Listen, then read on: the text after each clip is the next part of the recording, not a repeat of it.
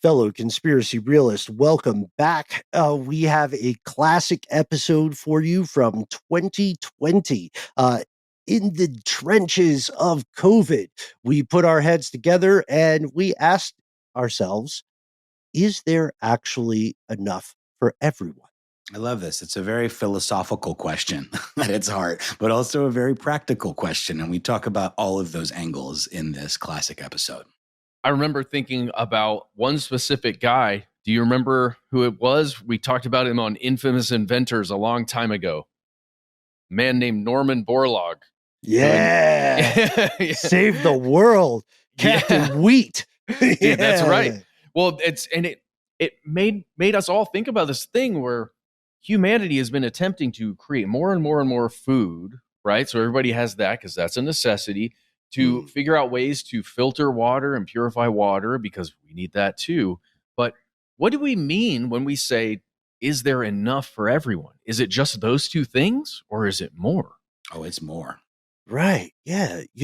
As we recorded then in 2020 and even now in 2025, it's no secret that hundreds and hundreds of millions of people are struggling under daily physical threats like starvation, danger, disease, lack of sanitation and shelter. But also, what about the philosophical points, right? What about that which feeds the soul? Is there enough for everyone? We're really proud of this one, and we can't wait to hear your thoughts. Let's roll it, y'all. From UFOs to psychic powers and government conspiracies, history is riddled with unexplained events. You can turn back now or learn the stuff they don't want you to know. A production of iHeartRadio.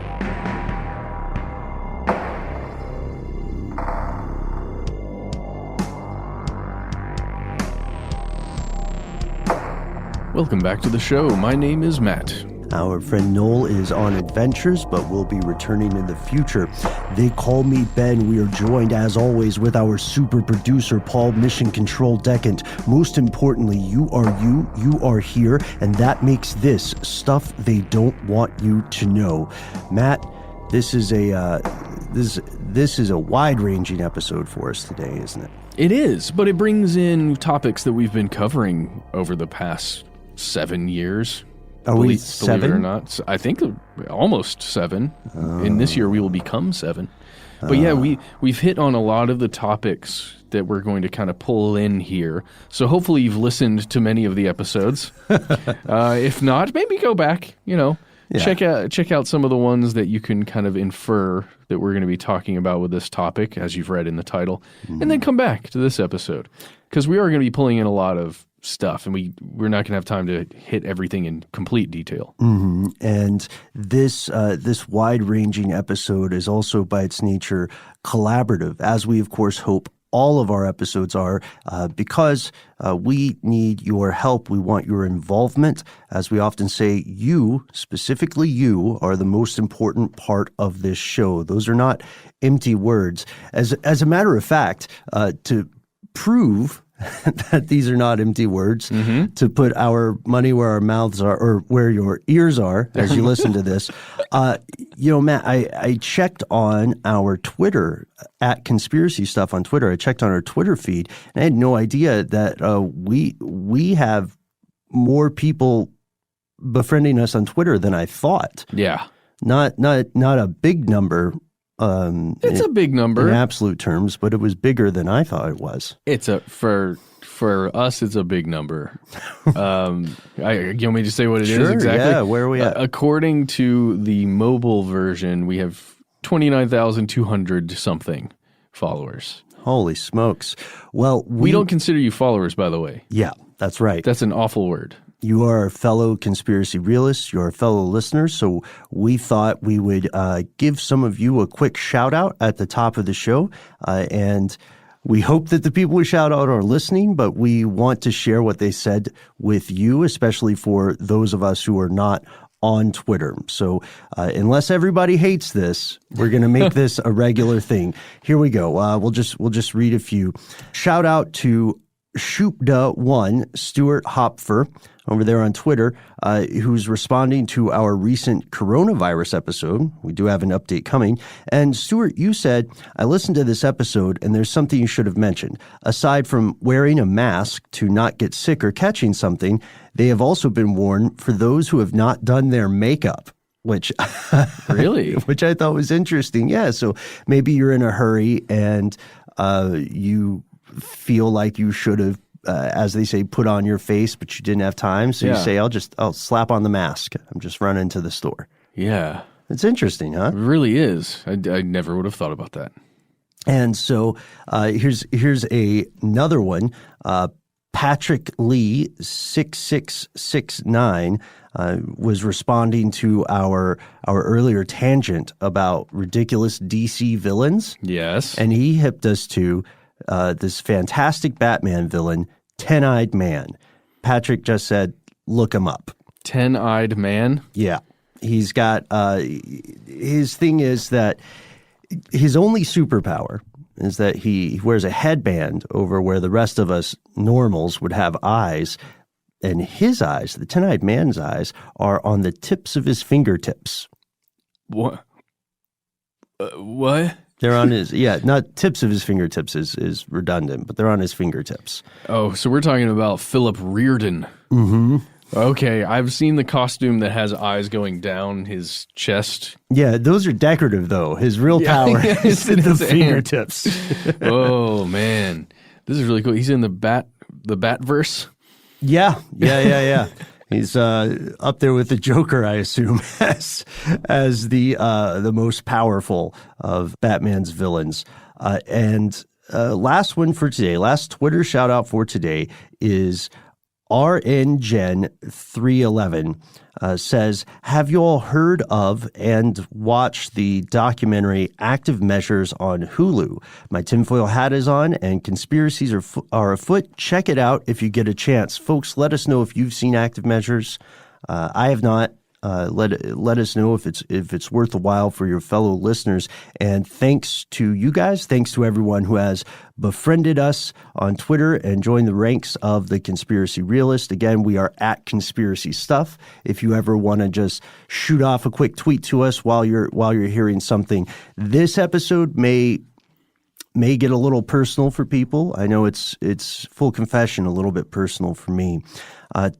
Matt, as you pointed out earlier, today's episode is a gestalt. It's cumulative. It's going to trend a bit toward the philosophical, but we've based it on some pretty hard and at times sobering science. As you said, in the past, we've explored specific, concrete examples of things like resource extraction. That's where a state actor or a corporation or state-sponsored corporation goes into usually a developing country and purposefully keeps the people broke while taking things like their lithium or their cobalt or their sugar or their cocoa bean production. Yeah, and the more recent modern version of that is exactly what you said up top there. The minerals, the things that are needed to produce technologies. Right, the rare earth elements, right? The rare earth metals. So we've also looked at global health crises such as the idea of a superbug, right? Yeah. Shout out to you, livestock industry. Thanks for making antibiotics useless. And also shout out to Seattle right now, who recently had to close down schools because of the COVID-19 Got to get in front of it. Yeah. And here where we are in Atlanta, Fulton County is experiencing the beginnings of an outbreak. Yeah. I mean, the outbreak is already happening. Yes, but we're actually seeing it, right? We're actually seeing the numbers beginning to rise as they do in a localized area. Right, exactly. It's starting to hit home, and we're seeing actions being taken. We've also looked at unethical corporate or state behavior, tale as old as time. We've looked at overpopulation. Is it alarmism? Are we being too sedate in our response to the threats? We're certainly using too much stuff. We are certainly using too much stuff. That's right. Today we are combining all of these previous investigations to answer a single damning question. And it's a question that people have racked their brains over for millennia, and it is this: is there enough for everyone? In other words, can this planet support the current human population? And we don't mean just like keep them alive, Matrix style, but we mean give them lives they consider worth living. And this is an enormous and profound question. I mean, after all, for billions of people, this world is a brutal, dangerous place. Life is hard, it is painful, it is often terrifying. And there's only one cold comfort for a lot of people suffering, and that's that the folks on the receiving end of the majority of life's terrors often tend not to live long. Wow. That's not bleak.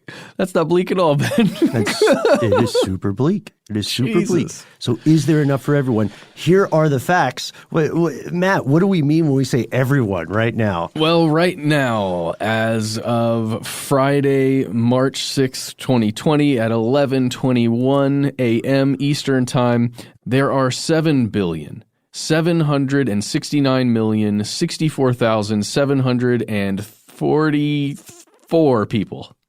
It just it keeps changing. It keeps changing, and the clock keeps running up. That's so many people. We cannot. Science proves that it's very difficult for our brains to grok the concept of 1 billion. Yeah, I can't grok 1 billion. No, I can't. I have a tough time with that too. And this is a new development, right? The number of, you're laughing because I said grok. Yeah.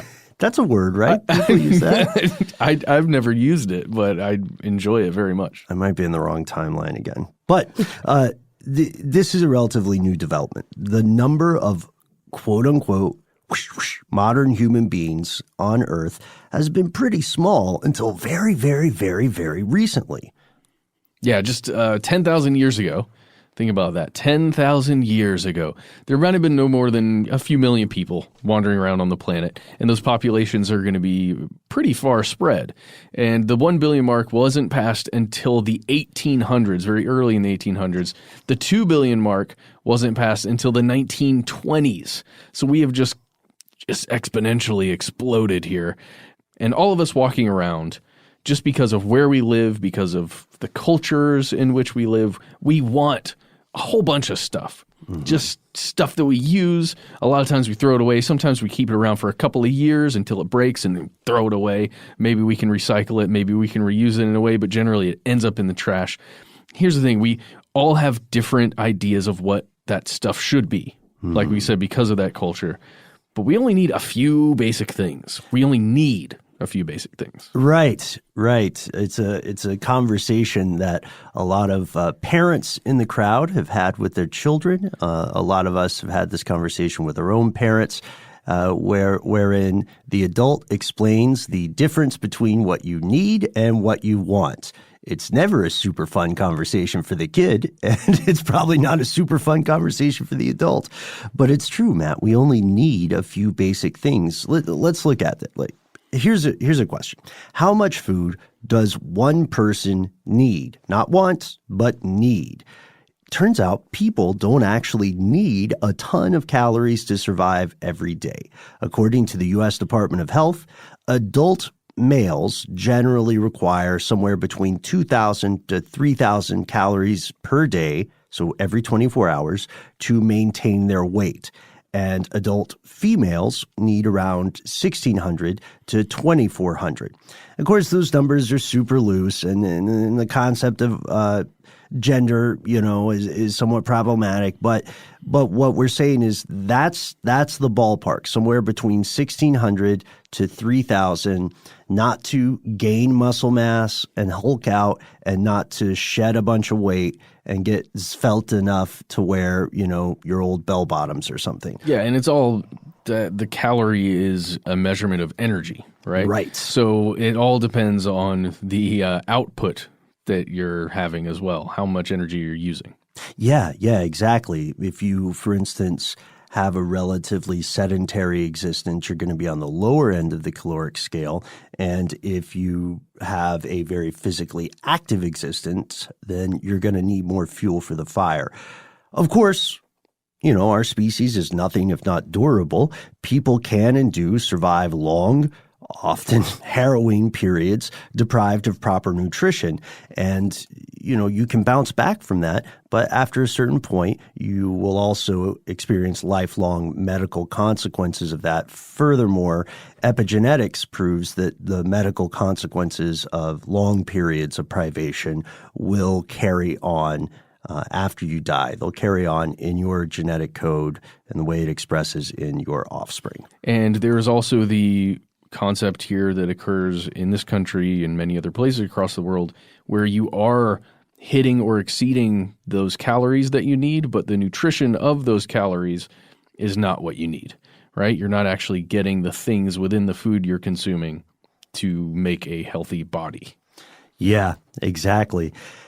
Now, we've got that number. So there are almost 7.8 billion people. They need somewhere between 1,600 and 3,000 calories every 24 hours just for things to be status quo. How much does the world eat? This is interesting. This is a related question. This is crazy. Yeah, globally, every 60 seconds, we eat 11.5 million pounds of food.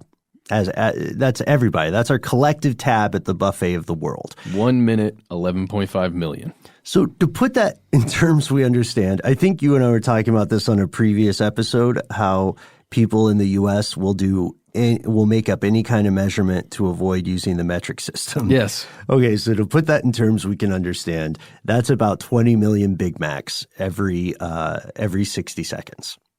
Wow. Mm-hmm. So if you love Big Macs, that's the metric for you. If you hate them, well, that'll just make the rest of the bad news we're going to get to even more harrowing. So here's the catch. While we actually eat that 11.5 million pounds of food in 1 minute, we also waste 2,472 tons. Dude, I'm looking at the World Food Clock right now that has all of this, how much is produced, consumed, and wasted. And the food clock counts up every second of those three metrics. Yeah. I'm like, I hate it. I'm terrified. I'm staring at it while you're telling me these facts, Ben, and my brain is exploding a little bit.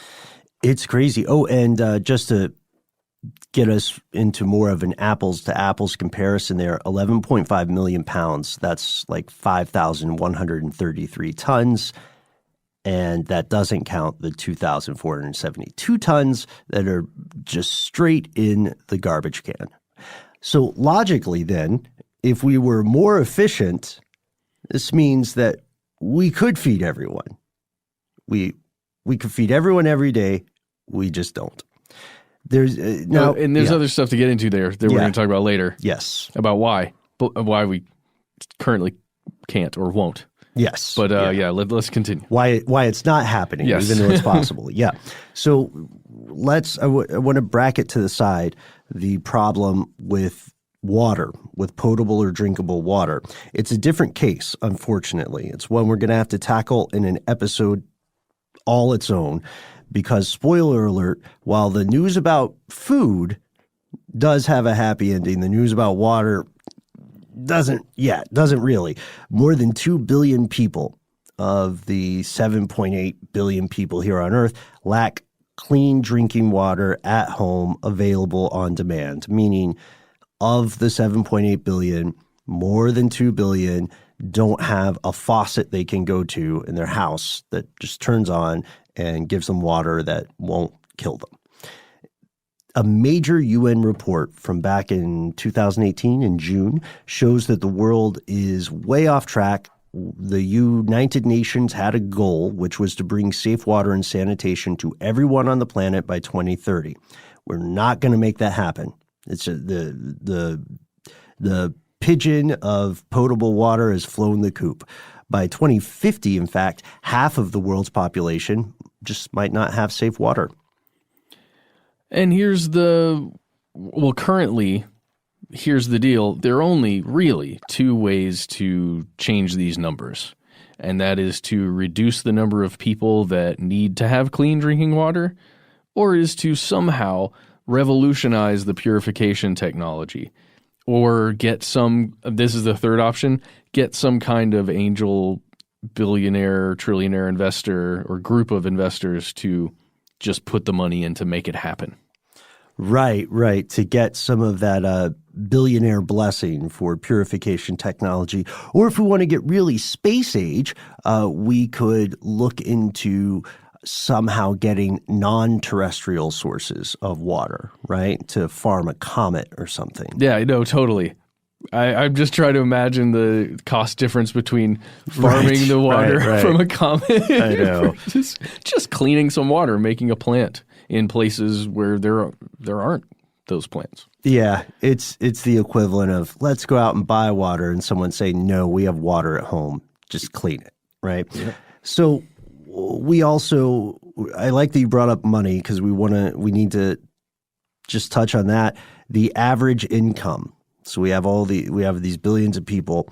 What does the average person take home? This is a tricky question, and there's no way to really contextualize it and do justice to the reality on the ground, because we have to remember there are vast amounts of income inequality. But if we total up all of the available information, then we find the average global household income is something like $9,773 per year. So a little under 10 grand per household per year.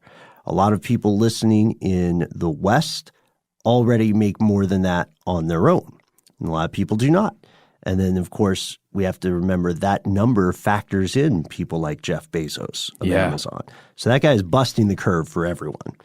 And then a lot of almost or very close to zero. Right. A ton of that. Yes. And those results come from some Gallup research between 2006 and 2012 in 131 populations. Here's how screwed up that metric is. Income in the top 10 wealthiest populations in the world are more than 50 times that of those in the 10 poorest populations. And all of the 10 poorest populations are currently located in sub-Saharan Africa. So we hit money, we hit water, we hit food, and now we have to confront the big the big elephantine grim reaper in the room, which is mortality. And we'll do that after a word from our sponsor.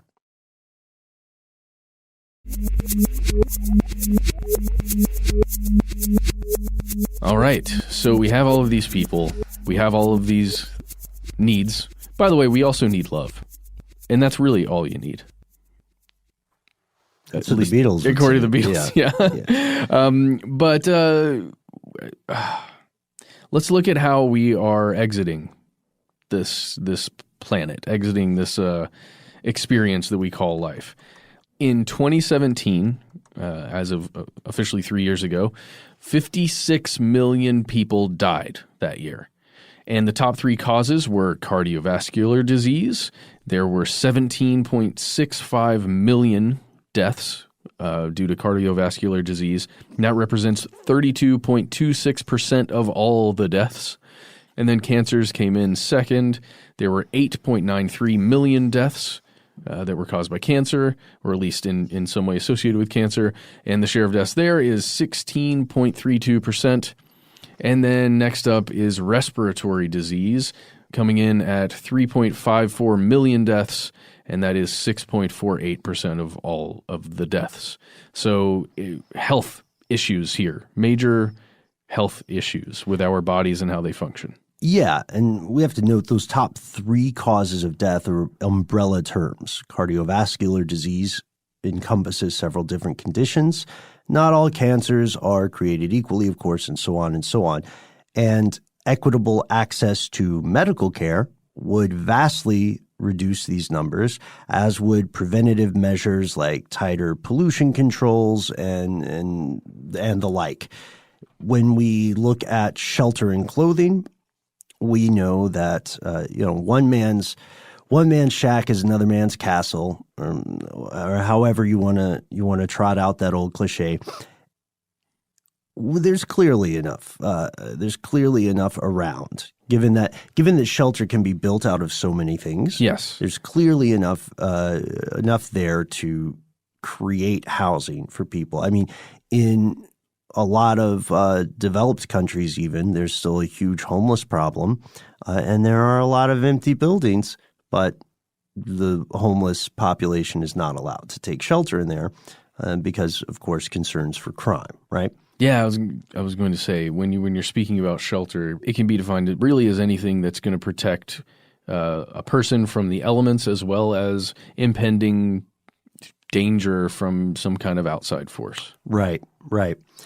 And we've had a high look at the numbers then, right? We've covered some of the basics. These numbers are not perfect, but we see some commonalities. We see that outside of water, outside of clean drinking water, which is a huge necessity, the trend seems to indicate that there is potential for people not to go hungry. There's potential for people not to be homeless, right? And to maybe even collectively have a better quality of life. So with that, let's get to the question, is there enough for everyone? Here's where it gets crazy. The answer is actually yes.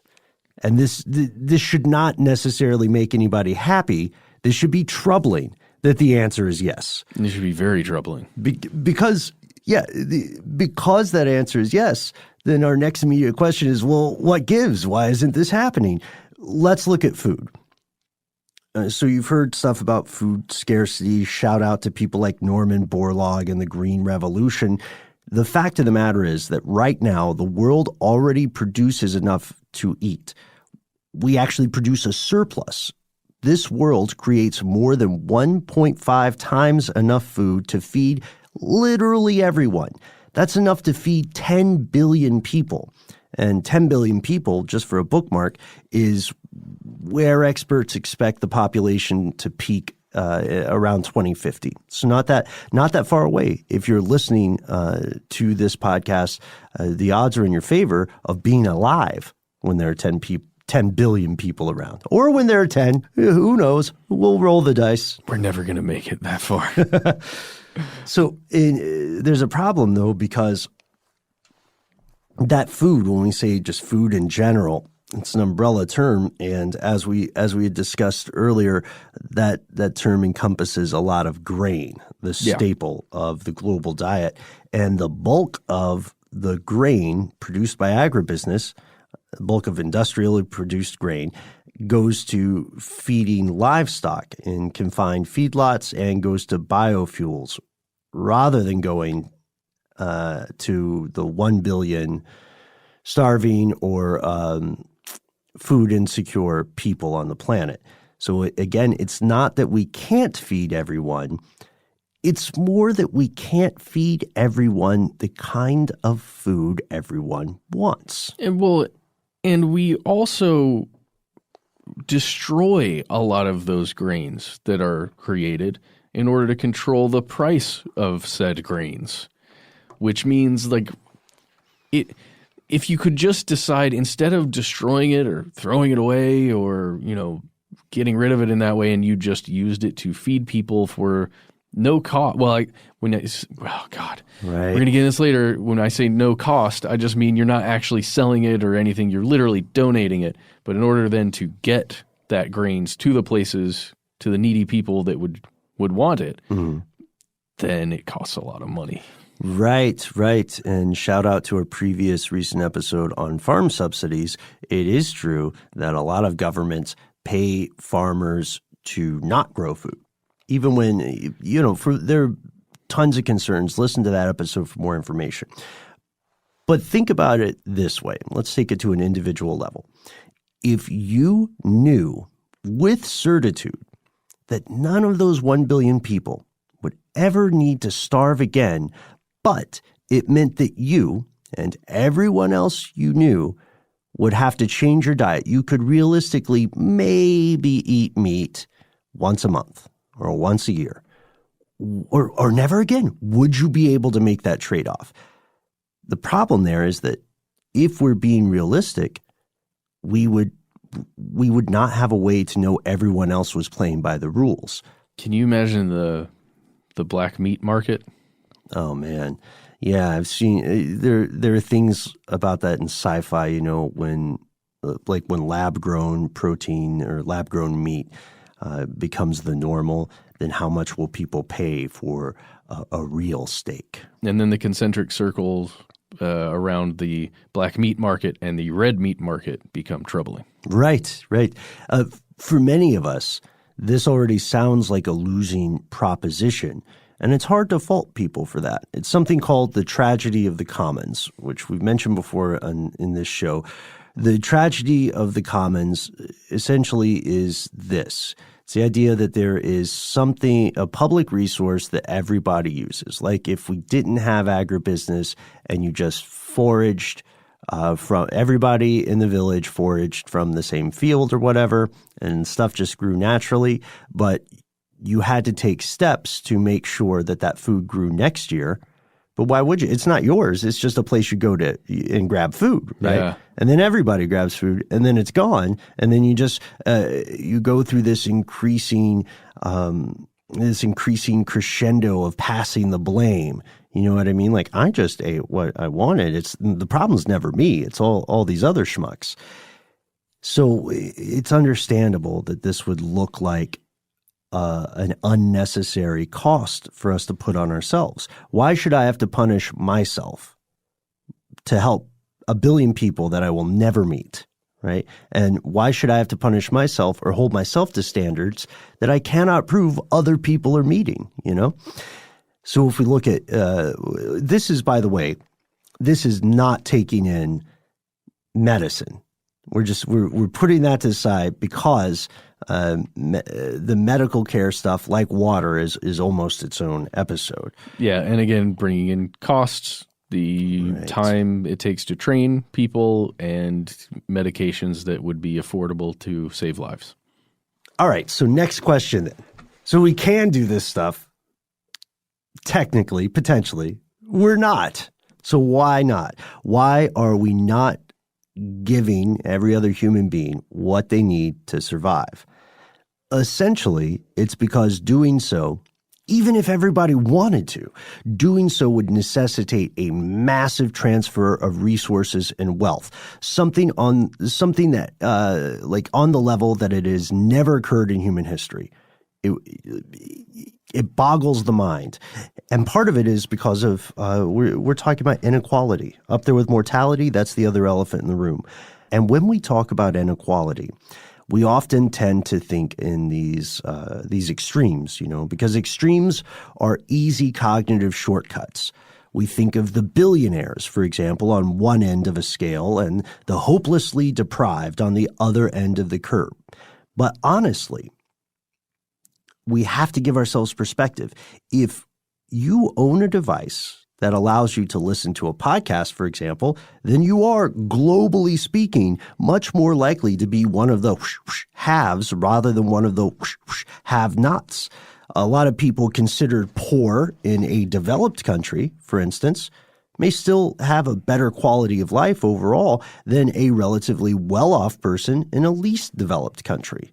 You know what I mean? Yeah. Well, then the question becomes, what do we do about that? Again, without having, even if everybody's on board, except for the trillionaires, the billionaires, how do you get those people, those corporations, to decide that it's a better thing for everyone if we raise all ships? Right. That leads us to another question. What's the solution? Can technology save us? It's something we'll tackle after a word from our sponsor.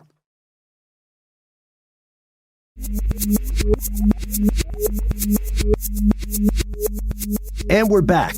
All right, here's one for the budding technocrats in the audience, the people who are very forward to the future, right? Another question after an ad break. Can technology save us? Yeah. The answer is yes. Maybe. Let's say the answer is yes, but probably not. Oh, dear. Yeah. See, for most of human history, we just didn't have the organization necessary to handle the logistics involved.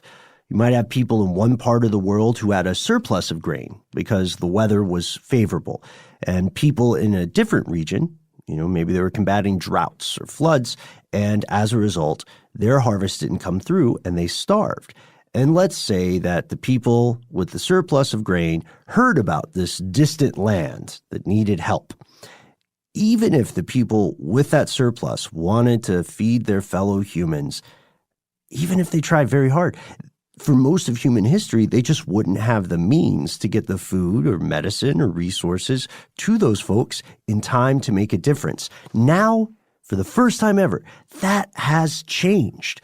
We can ship almost anything, almost anywhere. But it costs money. And it costs money because of fuel, because of the existing technology that can travel. It costs money because you have to have the logistics in place to figure out what is going where.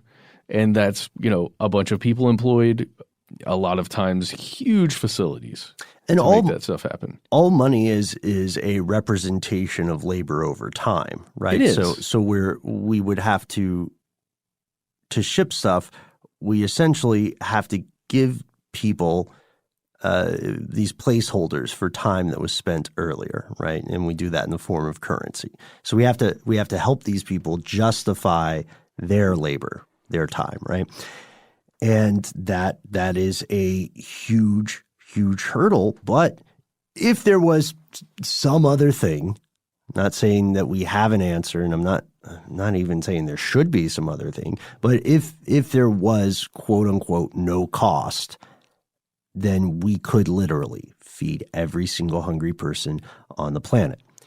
We're not. Yeah. So what can we do? Can emerging technology and energy improvements and a lot of these things that are out there that are happening, we know are coming, it's just when will they get here? Will those things move the needle enough to help everyone's ship rise a little bit? Because, there really is interesting stuff out there happening. And one of the big things would be if we could, because it would change everything, if we could get more efficient and larger amounts of power, of energy, because that would reduce the costs of things like shipping. They would reduce the cost of things like packaging and all of these other things we would need. So we were just looking at a couple of different emerging technologies, and we won't spend too much time on this. 2019, according to a lot of the news that has been coming out about energy improvements, 2019 was a year that wasn't too exciting about brand new developments, but there was some really cool stuff in there happening that's more of a minor improvement that you can kind of see the tail of, right? You can see kind of where it's headed. We found something called floating solar, which is really interesting to me, and I hope you find it to be fascinating too. The idea is taking a solar array that you've probably seen pictures of somewhere online, that generally it's in a desert or somewhere or a more arid climate, where you've just got solar panels in a huge circle or a different arrangement that's just out there aiming at the sun at all times, trying to generate electricity. Well, floating solar uses a body of water that isn't usually used for a specific human purpose. So imagine a hydroelectric dam's reservoir. So like the water that's above a hydroelectric dam, then that water flows down through the dam system and generates electricity through turbines. This floating solar array would sit on top of that reservoir, and it would look kind of like the other solar arrays you've seen before. It's just they're floating on the surface of the water that isn't going to be used anyway. Right. The surface isn't. Right. Then you can generate a bunch of power there. And the cool thing about this is that because, in this case at least, if it's really close in proximity to a power generation plant already with that hydroelectric dam, it's really easy to transfer the power generated on that floating array to the grid itself, which, as we're going to keep talking about here, that becomes one of the major problems with new energy technologies out there that might give us a bit of a step up when it comes to helping everyone.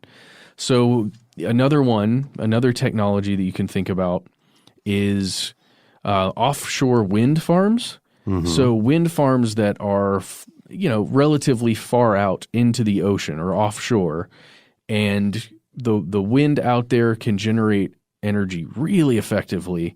The problem is, if you're far enough away, it becomes extremely difficult to get that power generated because it's so far away from the grid to the grid. Mm-hmm. So there are new technologies coming out about the types of cables and how those cables would function to actually bring more power to the global grid. That seems like a cool thing. There's new nuclear technologies that are emerging, like we talked about with Chris Cogswell. Mm-hmm. There's stuff in there about molten salt reactors, which seem to be a little bit safer than the fission reactors that are so common right now on the planet. But there's also that concept of fusion that we talked at length with Chris about that really does seem to be happening. Yeah. Isn't that weird? Yeah. I was so skeptical when we were initially talking about it. But since then, like smaller fusion reactors are a real thing that seem to be happening. So that could really change the game as far as being able to get either to produce the food that is needed and to clean the water efficiently and put power plants in places that we normally wouldn't even consider doing it if you're a large corporation. Yeah, and now all of the problem is all those technologies that we've named have some major drawbacks. Major drawbacks. They have, including stuff like the overhead or the initial costs, safety or environmental concerns, and then problems of scale. Yeah. Right? Oh, yeah. I mean, none of these things we're talking about are going to change the game really in the way we're imagining here. Mm-hmm. But except for fusion. Fusion could. It could? Yeah. I think fusion could. Yeah. I would love for it to be I would love for that to be the case. Like for any of those things we just named, solar or hydroelectric or fusion, to make it off of the drawing board or to move from the column of potential solutions to practical or implemented solutions. We're not there yet. Yeah. We're not there yet. And then how on earth do you bring the cost down with something like fusion enough to make it extremely helpful?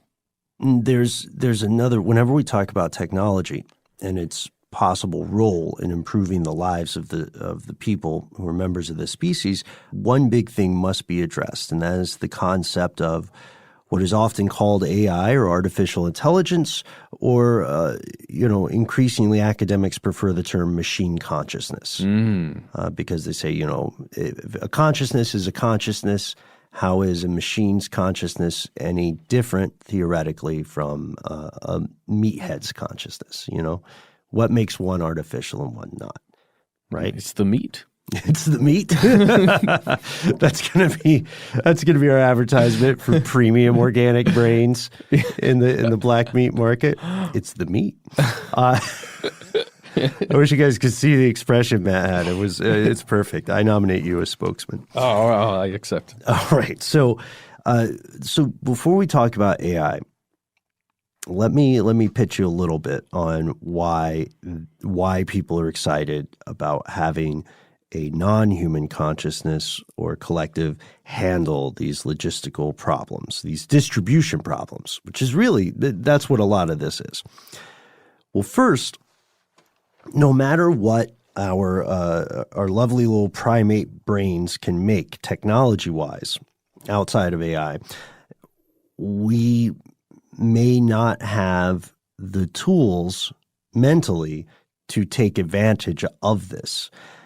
Our brains, you see, are one of the most important pieces of early human technology. How we got where we are. Our brains, make no mistake, are the reason for all the good stuff the human species has done. They're also the reason for all the bad stuff we've done. It's kind of like Promethean fire, right? So the problem is that our brains, like any other computer, have they've got code and they've got limits to their capabilities. Our brains naturally balk at the idea of deliberately lowering our individual standards to help some abstract collective of billions of other brain computers that we will never, ever, ever, ever meet.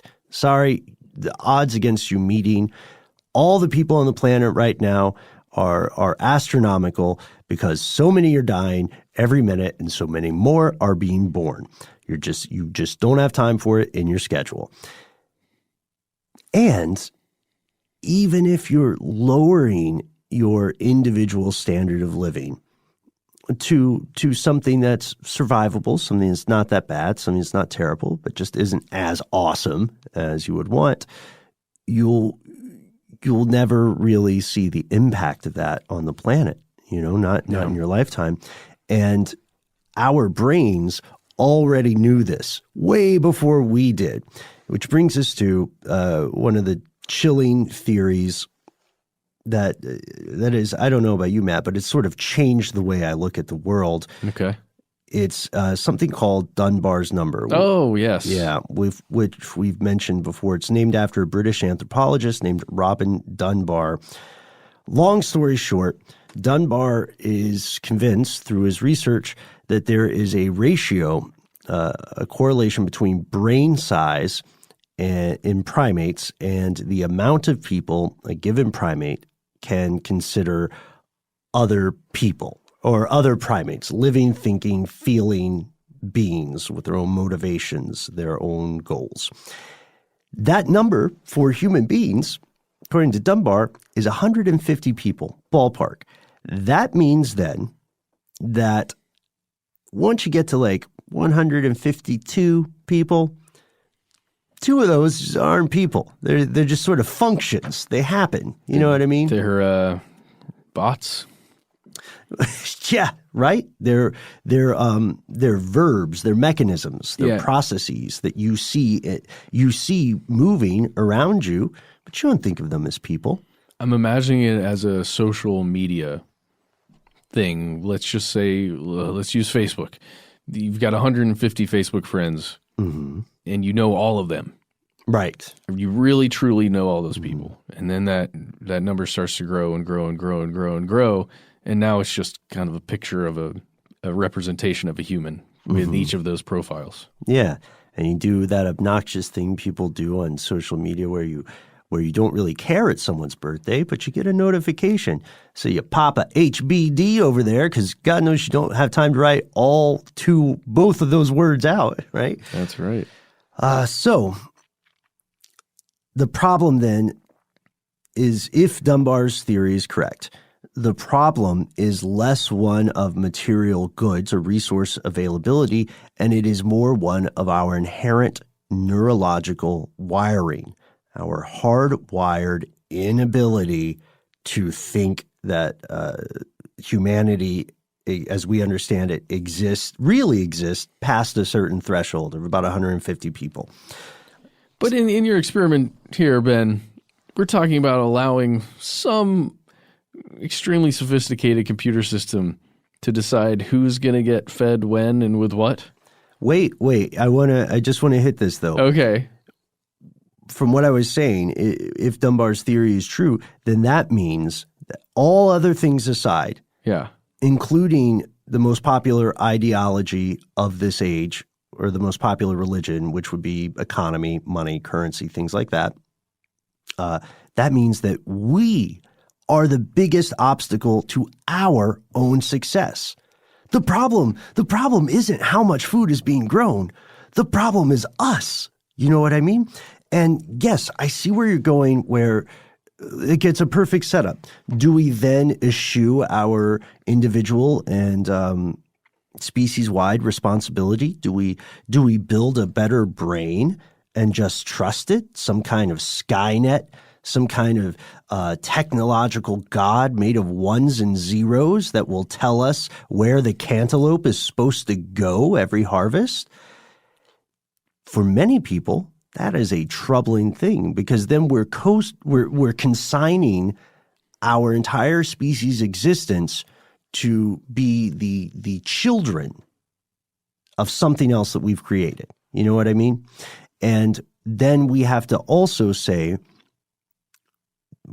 we would blindly trust this thing, and we would, no matter what kind of system we put in place to watch the watchmen, as it were, we would have very little recourse.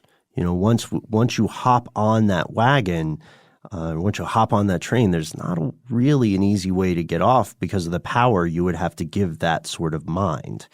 Yeah, well, I'm on board. You're on board. Yeah, let's call it mana. It'll be the mana system on the Gaia grid, and it'll just send all the food and water resources necessary to the entire globe that needs them, no matter where they're produced and at what time. It'll calculate like when foods will spoil and how far they can actually travel. Oh, it's going to be incredible. Mega algorithmic network assignment. I don't know. That's pretty good. No, I mean, it's good for a 1960s short story, but yeah, there may be automation in there, or what's another really good not an android, assistant. No. Oh yeah. Massive artificial neural algorithm. That's pretty good. I don't know. I was just thinking more of the symbolism of the mana from the gods. Mana, That it just fall, drops from the drones. Oh, I love the name. Places. Let me be clear about that. I am 100% on board. I think mana is the way to go because we want something that sounds non-threatening, right? Yeah. But of course, you can see how people wouldn't trust that because for many people, the existence of something like that would not be a positive addition to their immediate lives. Sure, it would probably mean that within 5 or 6 generations, your descendants would live in a world that was environmentally better off, right? And it means that overall, within several generations, people in general would be okay. But for you, buddy, when the mana starts falling, that's going to mean that your quality of life takes a definite and observable hit. And you're just going to have to trust there's something bigger than me and bigger than mana. And it is this tremendously controversial fad called human existence. And you know what we'd end up doing if we did actually get that system in place? We would increase that world population clock. It would go up a lot faster. Oh, yeah. Because the deaths would happen at a much smaller rate if everybody had what they needed. And then overpopulation actually, truly, for real becomes a problem. Yeah. And all the Malthusians are able to resurrect their old beliefs. And then furthermore, of course, we're ascribing benevolence to something like this, some kind of creation like this. But the big question is, if it's solving the problem the most logical way, then the easiest, most efficient answer to making life better for the existing population would be to reduce the size of the existing population. And then the survivors would not have to take a huge hit on their quality of life, and the survivors would actually tend to have a better quality of life depending on the size of the population you left over if you were mana. Oh, it's just, the old artificial intelligence culling that we've been waiting for. Mm-hmm. Yep. Right? I check the world clock every day. Just for a heads up. Oh, whoa, that number's a lot lower than it should be. I have these feverish moments where I think one day I'll check the world clock and I'll find out that something terrible has happened because it starts going down. Yeah, wow. But of course, that wouldn't really work because it's based on these estimates that are based on studies that were conducted years in the past. Have you seen, I think we talked about it before, you seen that movie that was available on Netflix a little while ago called Mother? Yes, I have. Okay. Yeah. Or I Am Mother? No, what was it called? It was the one about the AI system, not the Aronofsky one. Right, but it's the one about the machine consciousness that is raising a daughter. Yes. Who is human. Yes. Ooh, man. It's mana at work there. It is mana at work. It very much is. Well, there we have it. Turns out there is enough food and potential shelter for every single human being living on this planet. Water is a different thing. We still see people dying from starvation, poor diet, disease, lack of shelter, and more and more and more. Why?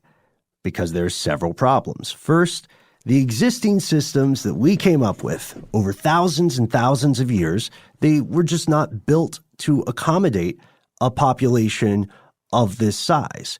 You know what I mean? Like it's kind of like a lemonade stand is not meant to be an industrial lemonade factory. As a matter of fact, most kids who start a lemonade stand never think this should be an operation where I can feed, or give 10 times the amount of people the lemonade that I was making for maybe 20 people a day. That's just the facts. Now, we can make better systems maybe, but second, related to this problem, we have just now begun. This is an exciting time to be alive. We have just now begun to create global supply systems capable of addressing the labyrinthine logistics needed to feed and house everyone. And that's not even counting how to keep those people from getting sick. That's just making sure they have somewhere to sleep and enough to eat. And third, forget all the fancy agricultural improvements, all the hypothetical stuff that we're talking about today. Our brains themselves are old technology. Our brains are arguably obsolete, and we still don't fully understand them. We literally do not have the physiological capacity to understand the size of the human population, nor do we have the ability to think of this population in terms of individuals. We have a limit hardwired to our empathy and cognition. So after about 150 or so people, you, me, everyone you know, cannot conceive of others as actual feeling, thinking human beings. Do you feel pity for a maple tree growing somewhere in Missouri and a specific coordinate? No. Why would you? You know the idea of a maple tree, but you don't know that one. Yeah. And why? So how is a human being by that maple tree any different from the tree? It's not a human being to you. Yeah. I don't know about this Dunbar guy. No? You think he's poisoning the well a bit? It feels like a very pessimistic view of our brains and our capacity for empathy. Technically still a theory. I know. I think inside of us there is more capacity for it, but I understand the concept. Well, okay. Think about this then in more concrete terms and more microcosmic terms. Happiness, as we understand it, is kind of relative. You might ask yourself, how can a person making $12 an hour be happier than someone making $50 an hour, for example? Well, first off, happiness is not entirely based on finance. We understand that. But if we look at that example, we find that if someone is making $12 an hour, they'll tend to be happier with their income so long as they know all their colleagues are making less, all the other people who work with them, even if it's just a little less. If you make $12 an hour and you work somewhere where you know for a fact everybody else makes $11.50 an hour, just that 50 cents will tend to make you happier. However, let's go to our person making $50 an hour. They'll be irritated. They'll be PO'd. They'll be unhappy if they make $50 an hour and they know their colleagues are making just a little more, just like $55 an hour. They'll be incensed. There's no justice in this bleak and uncaring, godless universe. Feels very relative, but I guess it is. That's kind of the point here. And then they will completely not. They will tend to not really identify with the person making $12 an hour in the office across town. So it seems that a refined appreciation of inequality then is inherent to our existence. And probably back in our just out of the trees, running around the savannah days, that was very beneficial to our species. So for some reason, we humans tend to think of success less in terms of having, quote unquote, enough, and more in terms of having more than other people. Or like, I am successful because other people have less than me. Or if we want to do it a half full way, I am successful because it could be worse. I am better off than I could be. And shifting away from this concept, make no mistake, would be a fundamental change. This is the question that bothers me, man. Were we to overcome this hurdle, would we still be human beings? Would we still be the same species? If we were no longer jealous of each other's finances? Finances, yeah. And but more or less. Niche into that, yeah. Interesting. Yeah, I think so. If we were capable of describing success and happiness in just terms of how am I doing? Am I okay? Do I have enough? Instead of how am I doing? Am I doing better than other people? I don't know. Yeah, I don't know. I think that exists in a lot of people right now, especially people who don't have much. I believe so. I think what we're talking about here is really describing the person that's making $50 an hour, who's already experienced that a little bit of knowing what having a lot is. To me, that's what I'm hearing, but I don't know if that's true. That's interesting because we didn't talk about that yet. Maybe it's a story for another day, but studies also show that people who have, if we want to keep it in the realm of finance, people who have lower incomes or lower on the socioeconomic scale tend to contribute to charities. They tend to contribute a larger proportion of their income than the quote unquote haves. Yeah, we did that whole episode on how wealth makes you a bad person. Which I went back and re-listened to it. Yeah, and I was hoping things would have changed. They haven't. I think we nailed it. The conclusion of that one, spoiler, which still holds up and is worth listening to, is that our personal opinions aside, because science doesn't care about those, multiple studies prove that people tend to behave, quote unquote, worse the higher they go up a certain financial scale. Yeah. And again, we're not saying that it automatically makes you bad, any of that stuff. We're just saying multiple studies prove people tend to behave in a less cool manner. There we go. That's a good way to put it. Oh my gosh. Okay, so I guess the question now is it's a personal question. Mm-hmm. It's aimed at you. How much would you give up if you knew that by giving up something of yours, others would be better off and would be safe and would survive and would have more happiness? How much would you be willing to give up?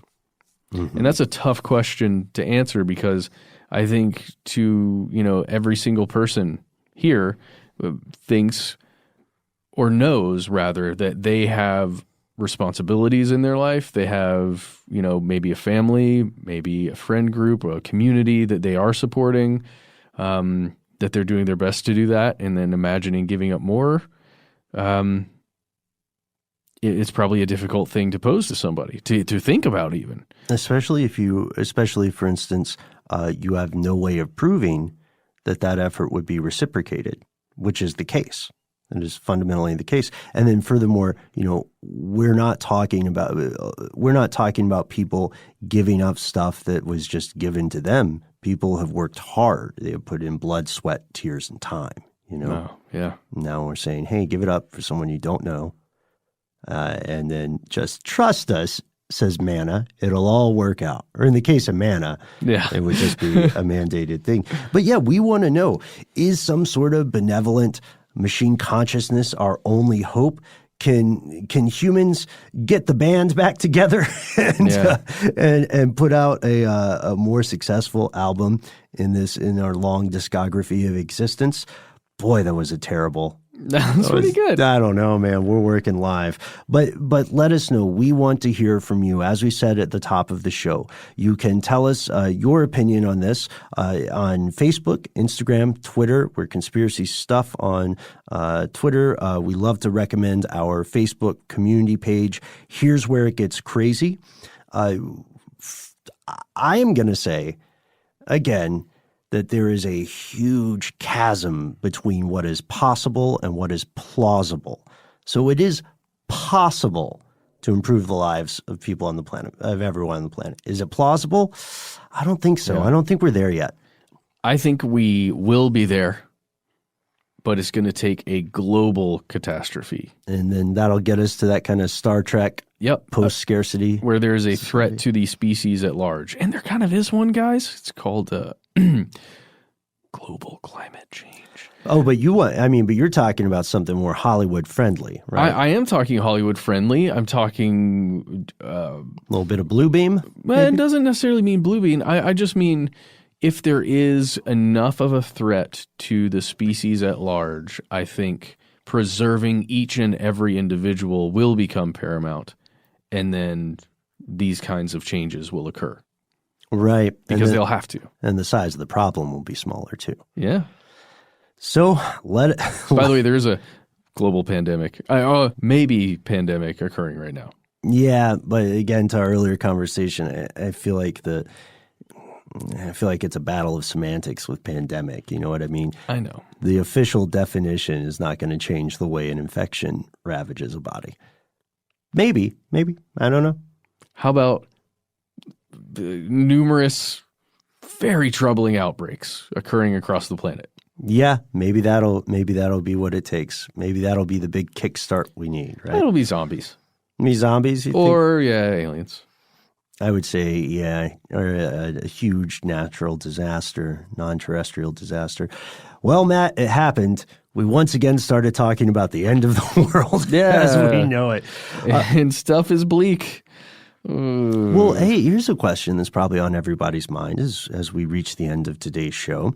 How can they tell us their take on whether there's enough for everyone? If like I have an opinion about this, for instance, but I hate using social media. How do I get in contact with you guys?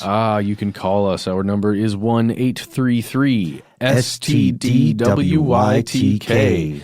Give us a call. Tell us what you think. You might end up on an episode, but one way or another, we're going to hear what you are saying, and that is either a good thing or a bad thing for you. But we're excited to hear your opinions, your jokes, your ideas for episodes, whatever you want to tell us. Give us a call. You can call in just like this person did last night. Hi there. This is Jade from Spokane, Washington. I was just reflecting on your guys' recent episode about the coronavirus. And I live in Spokane, obviously, and I live about a quarter mile away from a hospital where they have taken, I think, 5, maybe more patients that have been infected with the coronavirus and are holding them at that hospital because it's one of 10 in the U.S. But ever since that was announced, I have seen at least 2 helicopters a day come in and out, and it'll be at random times of night.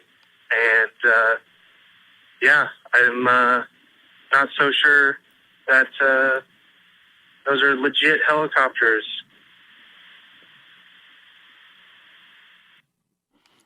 Not sure what you mean there. Interesting. Yeah. Who's controlling them? Like, what is the company, basically? And what is their purpose? Yeah. It's thank you, first off, for calling in with this on-the-ground news. We need primary sources. As we know, our coronavirus episode, we went back and forth. We felt it was important to make this episode, and we knew that because we were in the nascent stages of the development of the infection, we would have to come and do an update. So we need your help with this, especially if you have on-the-ground experience.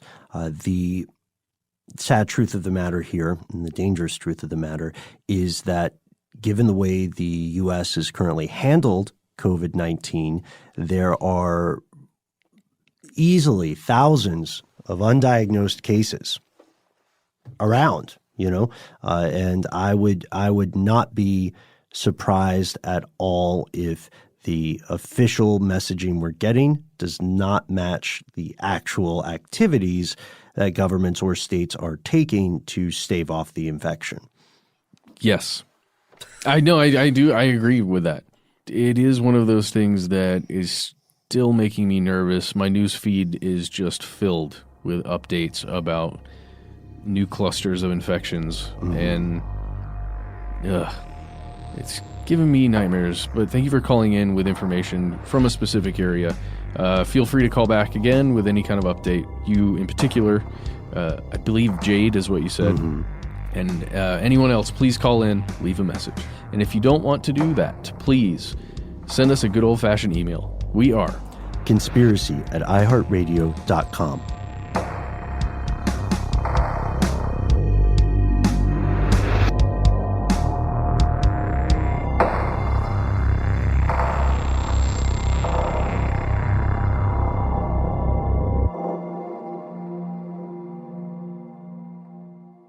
Stuff They Don't Want You to Know is a production of iHeartRadio. For more podcasts from iHeartRadio, visit the iHeartRadio app, Apple Podcasts, or wherever you listen to your favorite shows.